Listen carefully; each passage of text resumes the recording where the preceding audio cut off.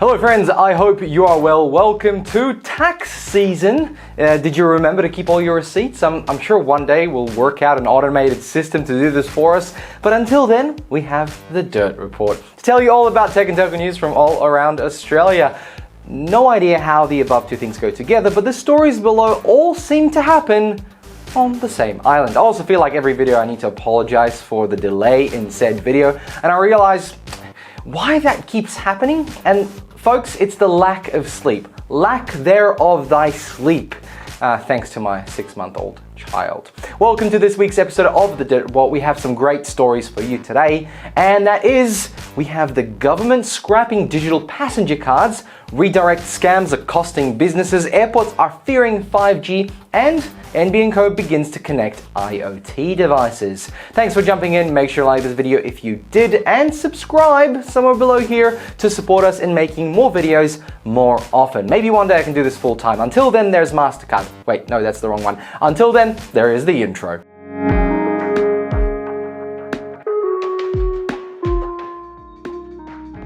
February 2022, a border digitization project went live, replacing the paper arrival cards with the DPD, which is the Digital Passenger Declaration System.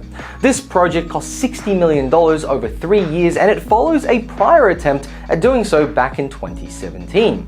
Well, I can tell you from personal experience as of 4 weeks ago, traveling back into Australia from Germany, the DPD is a mess. And this is coming from someone who has some literacy in using the internet and other things.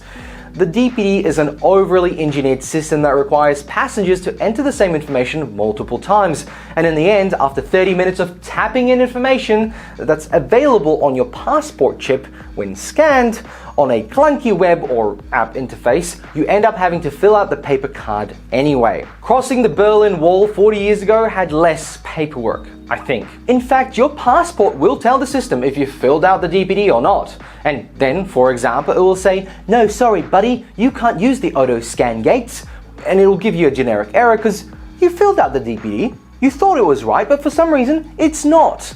So what is the point of the DPD, aside from arrival card replacement? Well, there is one little thing that keeps popping up, and that is the management of your vaccination status when entering Australia. And sure, for international travelers who have different paperwork in different languages, this is probably necessary. But what about Australians returning to Australia? Nope. Let's put them in the same bucket, even though Australian government provide an international vaccine certificate that they expect other countries to accept without question. They won't accept it as a proof of vaccination when returning. Nope, you have to fill out the DPD and then try to upload said certificate, which won't work anyway due to some compatibility issues. Like, come on. Can't be that hard. You don't know why it's not right, and no one tells you for next time, and it's not just me. My parents had the same experience 2 weeks ago, spending over 2 hours on arrival dealing with this specific issue. So let me know your experience about the DPD. Have you traveled internationally recently and returned to having to fill these out? Maybe you had no trouble at all. Home Affairs Minister Claire O'Neill announced the DPD will be scrapped following the advice from Chief Medical Officer Paul Kelly, noting that it's only partially in feedback about the DPD itself. You see, the DPD app currently sits at 1.3 stars on the Apple App Store. You know why?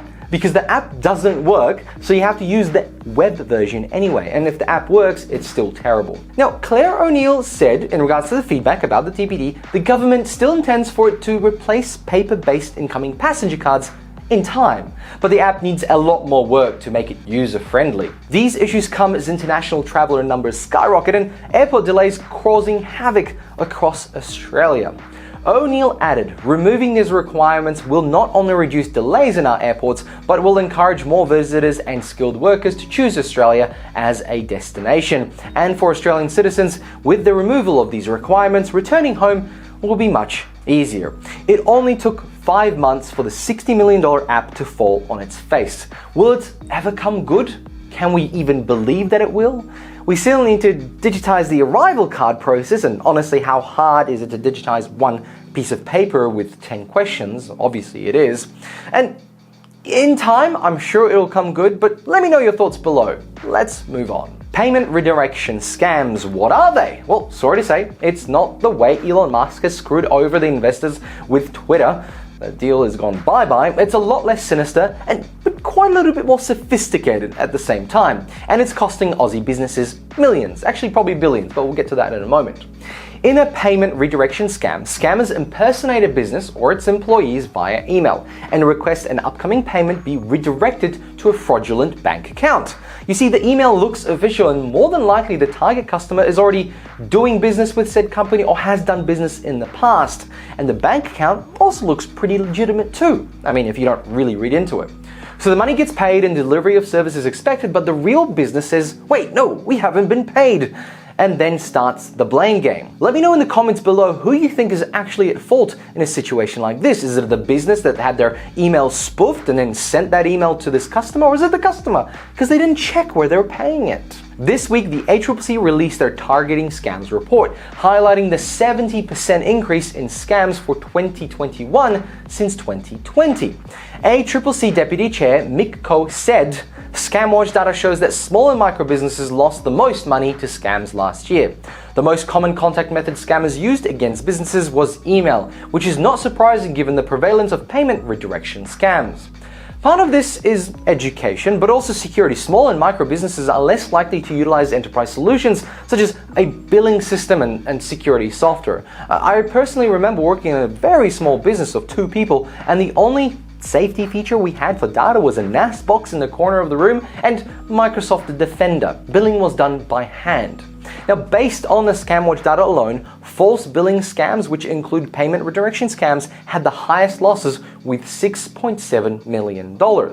Another style of attack is the fake product sites. According to this report, Australian farm businesses lost over $1.5 million last year to scammers who specifically targeted that agricultural sector.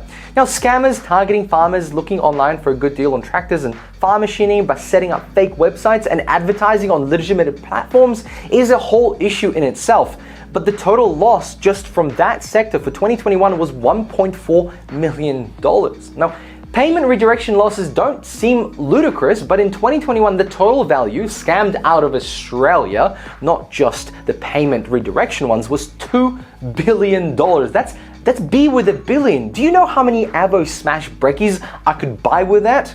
20, and maybe a house if I cut back on them. I have linked the report and the ScamWatch website below that provides a range of resources for you to spot scams and avoid them. Let me know below if you'd like to see a video about how to protect yourself from scams as a small business. Let's move on. When you thought 5G was done and dusted, well, you are wrong. Now airports are taking shots at 5G. The ACMA has been flooded with responses to the proposed spectrum and reallocation declaration for 3.4 GHz and 3.7 GHz bands. Now, fancy words and numbers aside, why would Melbourne, Perth, Brisbane, Sydney Airport, Police Aviation Command and Boeing Australia be against a reallocation of bands? Well, according to the submissions, there is a potential interference from 5G wireless broadband transmissions in the C-band or mid-band spectrum 1 to 6 GHz with the operation of radio altimeters in the nearby frequency range of 4.2 to 4.4 GHz.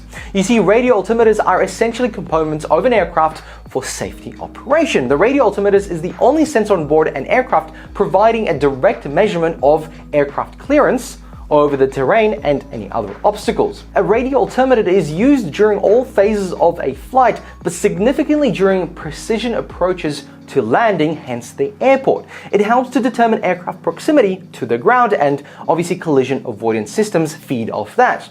And a failure in this sensor can lead to catastrophic results for the crew on board, passengers, and people on the ground too. Come on guys, don't forget about the people on the ground. Studies have been conducted internationally analyzing the impact of 5G and wireless broadband systems in that frequency range of 3.4 to 4.2 GHz, leading to the US, France, Canada, and Japan introducing various mitigation measures to protect radio altimeters from interference from 5G transmissions. In the 20 or so documents sent to the ACMA, the overall message is that it has potential significant effect on the safety operation of aircraft at airports. Some US airports operators have even limited number of flights to certain airports that have 5G towers.